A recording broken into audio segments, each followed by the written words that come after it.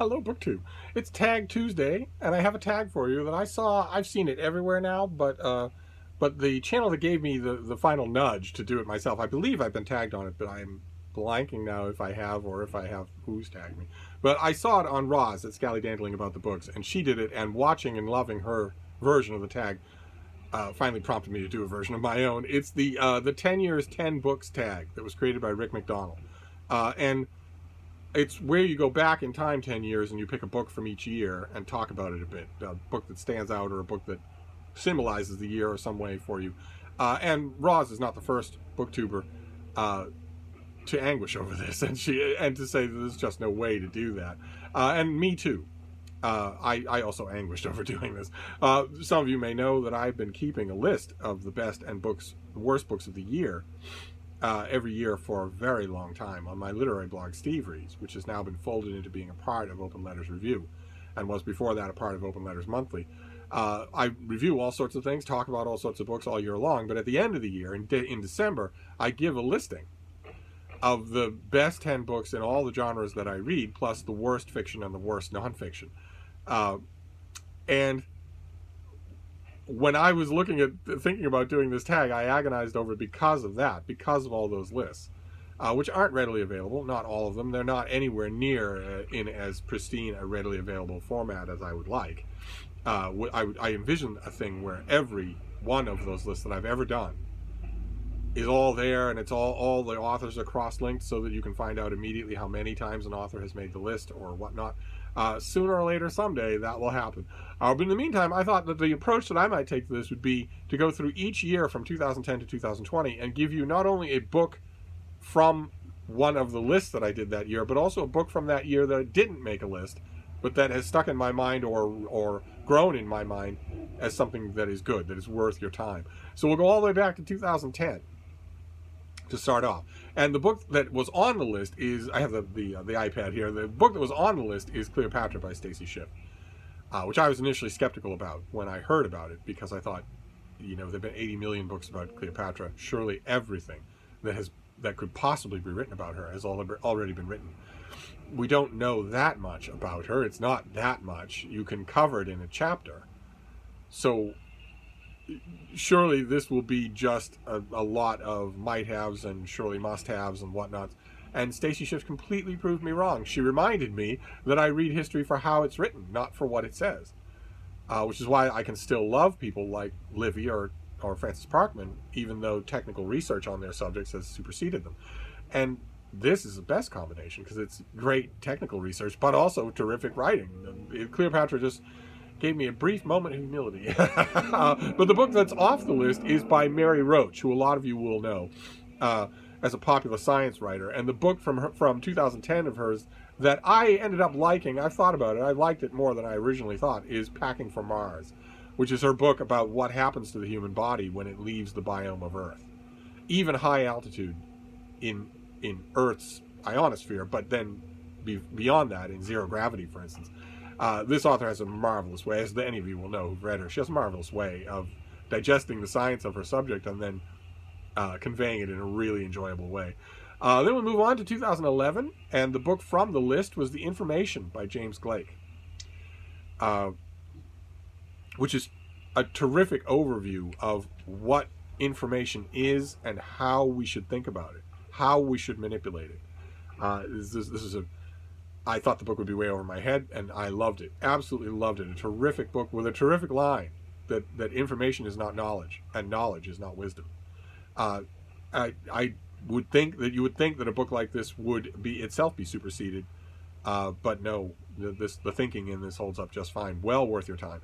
And the book from off the list is something that I just rehauled on this channel. It's Pulphead by John Jeremiah Sullivan, a collection of funny bits and profiles and even an attempt at an essay, most of which was done in glossy lad magazines like Esquire or GQ or Men's Journal, and that are most of them very, very good. Very smart and very funny author. Then the year 2012, the book from the list is Far from the Tree, by Andrew Solomon. His big and very autobiographical and anecdotal and very involving study of depression, clinical depression, and the toll that it takes on individuals and on families. I don't have any direct experience with that, and that led me to be a bit arrogant about it in my younger years. And then I met lots of people who do, who have had direct experience with it. So, and once you do that, once Andrew Sullivan's book will work just fine. If you've never actually met someone, his book will have the same effect. Once you meet people like that and put it in context, you realize that your earlier idea that these are people who just need to snap out of it or try being happy for a change or any of that kind of stuff. There are people like this. There are people who glom onto the idea of depression even though there's nothing wrong with them. But there are the people who suffer from actual clinical depression.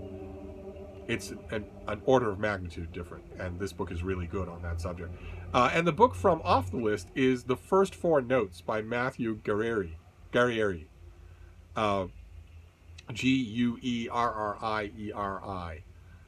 which is technically about the famous opening to Beethoven's Fifth Symphony. Da, da, da, da. The first four notes. But it ends up, and that was originally why I sort of poo-pooed it. But the more I think about it, the more I reflect on the book, the better it seems to me. It's about, of course, a lot more than the first four notes. It's about a lot of things, but also the way classical music introduces itself to us. So you've got the narrow illustration of those first four notes in that one symphony, but it goes well beyond that, and it's terrific, absolutely terrific. And then from 2013, we'll move on to 2013. The book from the list is fitting because today is September 1st, and this is the beginning of ShakeTube 2020, booktube event in which a bunch of booktubers celebrate all things Shakespeare. And the book is Stay Illusion by Simon Critchley and Jamieson Webster, and it is yet another study of Hamlet. And that made me groan at first in much the same way as Cleopatra did, because Hamlet has had so many studies. It's almost as if you want to say everything about this play has been said that could possibly be said. That, of course, is not true.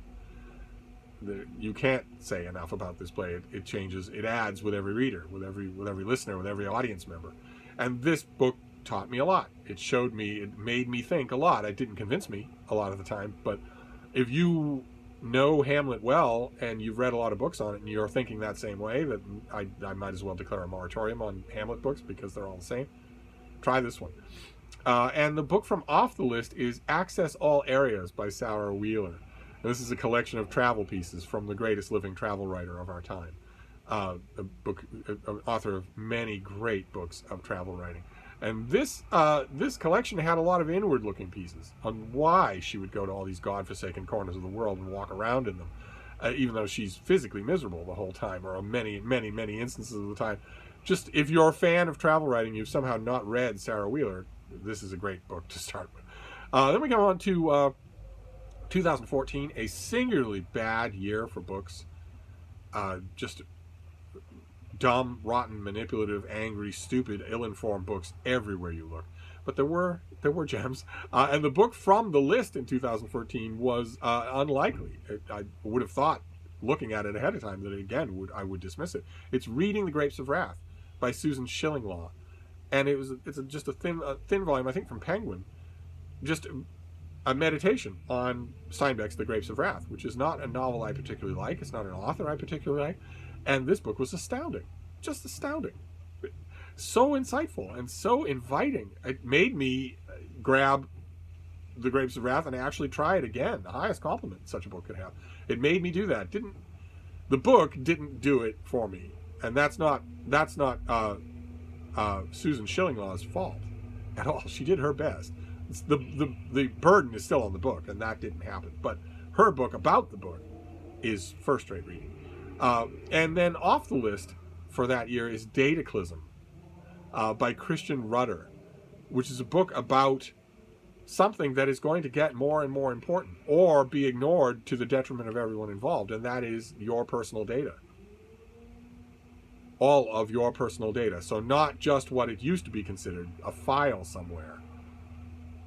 Who you are online is a collection of data. It's always changing, it's always expanding, and it's extremely valuable. It's why almost all advertisers are online. It's why almost all companies, government agencies, it's why everybody is online, to mine data, your data. That makes it an incredibly valuable commodity, and yet people don't think of it that way. Remember the first time I thought about this, it was a self-published book. from years and years ago, oh God, I don't remember how many years ago, where the author suggested something that I had never thought of before. The author suggested that that collection of data ought to be a person on its own, separate from all those companies trying to mine it, but also separate from you. And I've seen meditations on every other kind of aspect of that, of online living, and the extent to which we all do it. And Dataclysm, I remember being really good, so I wanted to recommend that as well, especially as something to think about, because I'd be willing to bet that most of you don't safeguard your data. Most of us don't. There's almost no way to do it, and still have the commodity internet experience that we've all come to expect is necessary. That commodity internet experience runs on the free exchange of data. That's the currency that it runs on. Most of these websites don't make money other than trading in data. Anyway, let's move on to 2015. The book that was on the list is incredibly grim reading, but really, really good. It's One of Us by Asne Seierstad. And it's about Anders Breivik. It's about the man who went nuts and killed a bunch of people. First in Stockholm and then at a camp on an island where he just mowed them down. Where his victims were begging for their life. They were fleeing in all directions. They were young, most of them. They were completely defenseless. Some of them tried to dive into the water and swim away, and he shot them as they were swimming away. It's had many, many studies. His mass murder spree has had many, many studies, and One of Us, I think, is the best. And the book from off the list is Sisters-in-Law by Linda Hirsh. Sorry, that noise you hear is my schnauzer is attacking cardboard. You're attacking cardboard. Sisters-in-Law is a dual biography and study and profile of Sandra Day O'Connor and Ruth Bader Ginsburg, two women on the United States Supreme Court. And I remember it being particularly good. I was worried when I first started it that it would suffer from distraction, as split subject books so often do, but it doesn't. So well worth your time. Then we move on to 2016. And the book that is on the list in 2016 is a familiar refrain. We've had a few of these books in this tag because I find them fascinating, and I think they're incredibly relevant. Well worth reading.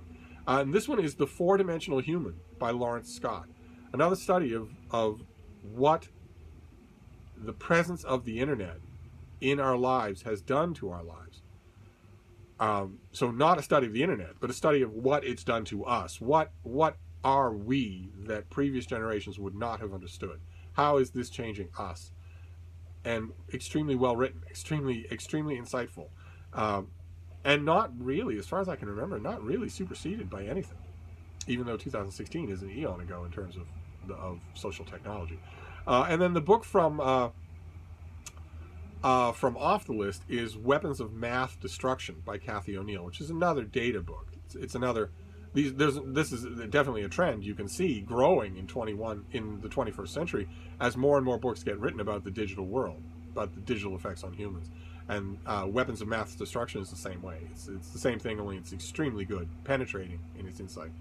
Then 2017, the book from the list is The Death of Expertise by Tom Nichols, a slim little thing, in which the author examines why expertise doesn't seem to mean anything anymore, and whether or not it is a culminating effect of the internet or social media or whatever.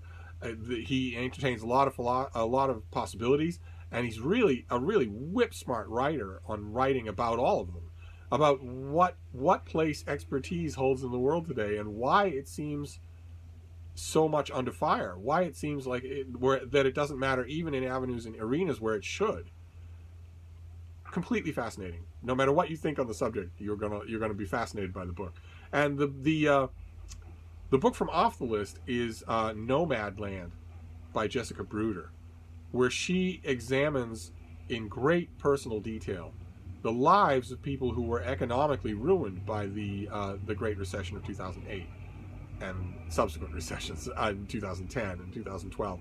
She looks at people who were ruined, dispossessed, began living in their RVs or their vans or their cars or whatnot, and began moving migrantly from job to job, and what that's done not only to their lives but to the U.S. economy. Terrific book. Then we have 2018. We're moving closer to the present day. 2018, the book from on the list is 1,000 Books to Read Before You Die by James Mustache. This is was an upgrade to the previous. I'm sure you've seen those big block, well-illustrated books, 1,000 records to listen to, 1,000 places to see before you die. There was an older 1,000 books to read before you die, and this one updates it enormously. It's an elaborate, gorgeous update of a list of 1,000 books. And as with any such list, it will start lots of arguments. It will spark lots of reading. The author is a terrific advocate of the books that he includes on the list, so it'll add to your TBR. And it's one of those big, fat, generous books about books that you really have to have. You really should have it in your collection.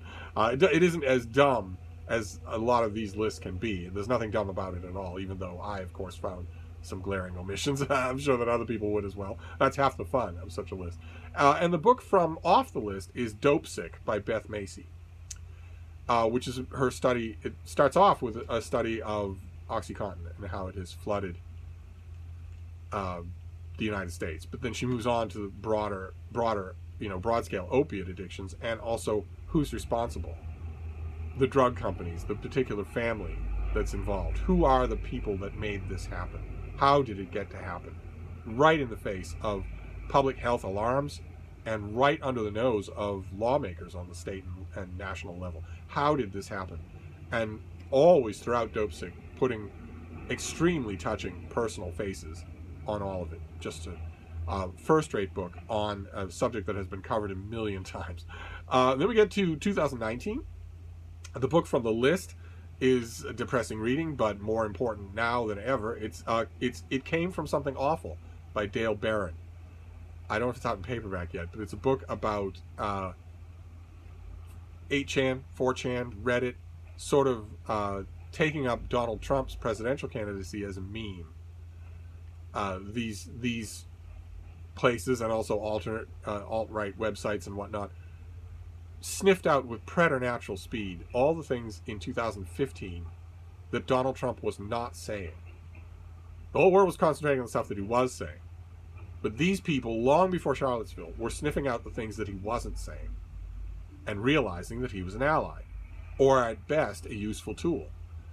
That he wasn't saying, the things that he wasn't saying allowed them room to maneuver, room to use him. Barron makes some claims about how that made Donald Trump president.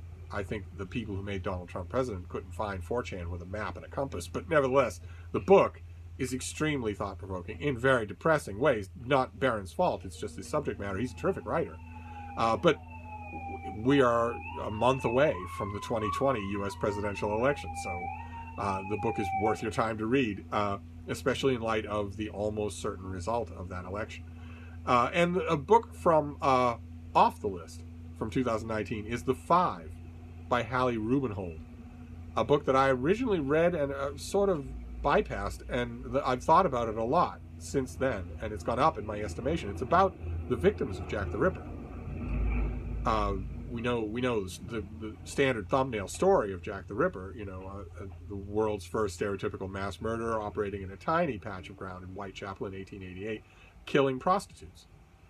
And Rubenhold goes at, she knows that story is incredibly familiar, and she goes at it with a very refreshing lack of complacency, especially the life stories of the women, the five women, the five canonical victims, as Ripperologists call them, because there are some iffy alternate candidates. The five canonical victims are fleshed out in this book like they've never been in the whole history of Ripperology, thousands and thousands of books. And you won't think of them the same way again. Talk about putting a human face on things. So no matter how well you know the study of Jack the Ripper, the story of it, you're going to love this book. And it'll earn a place on your Ripper shelf if you have one. And then we come to 2020. And of course, the list hasn't happened yet for 2020. It's still a couple of months away. I'm still feverishly reading in order to make it up. Although in June and July, I did start to preliminarily hatch out lists. Right? Because there's a strong chance that books will swap out and add and drop off of lists between now and early December. But there's no chance that all 10 books on every list will do that. Some of them have earned their place and will stay there. So all of those lists are getting made. And all of them have, usually around June or July, I will center on 5 for each list. These 5 are definitely going to do it, and I'll leave a little leeway for the rest. But the list isn't done yet, so I don't have on or off the list. I just have candidates to talk about. And for 2020, I want to list one. Just one for 2020. There are hundreds that I could do, but we talk about them, all the time on this channel. The one that I want to mention is by Greg King and Penny Wilson, and it is The Last Voyage of the Andrea Doria, a ship that crashed into another ship off the coast of Nantucket in 1956 and went down, and became very, very was latched onto as a subject of popular story, popular narrative. There was all sorts of best-selling nonfiction accounts, quickie nonfiction accounts. There was a best-selling novel, and this history of the sinking of the Andrea Doria is terrific. It does what the story needs. It goes into the backstories of every single person involved. It minutely analyzes what actually happened that caused the Andrea Doria to sink, and it analyzes the vast coverage after the tragedy. So it's a terrific book, whether it makes the list for history or not for 2020. It's still a terrific book. So I thought I would include it on this list. And there you go. That is the 10 years, 10 books tag. I gave you 20 books, or 19. And all it's left to do is tag people, and I'm so late getting this, I have no idea who's tagged it. If your reading, your critical reading, your enthusiastic reading goes all the way back to 2010, feel free to do this tag, because it's fascinating. As Rick must have known it would be. It's a great idea for a tag. And it was fun for me to go back and look at all of these things. So I'm going to wrap this up for now. That was Tag Tuesday, and I will see you soon. Thank you, BookTube.